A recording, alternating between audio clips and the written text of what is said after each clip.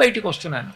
వస్తుంటే నా వెనక ఉన్నటువంటి వాళ్ళలో ఒక ఆయన అన్నాడు, ఏమిటో ఓ 10 నిమిషాలు కూడా ఎప్పుడూ నించోనివ్వరు, తోసేస్తారు, వెళ్ళండి వెళ్ళండి వెళ్ళండి అంటారు అన్నాడు. నేను నిజమే కదా, పాపం అలా అనిపిస్తుంది కదా. ఇంకొక ఆయన కళ్ళొత్తుకుంటాడు. నేను అనుకున్నాను బహుశా బయటికి తోసేశారని, వెళ్ళిపోమన్నారు, తోసేయడం అంటే వెళ్ళిపోండి వెళ్ళిపోండి అన్నారని ఆయన కళ్ళొత్తుకుంటున్నాడు అనుకున్నాను. నేను ఆయన అన్న మాట నా జీవితంలో నేను ఎప్పటికీ మర్చిపోయాను.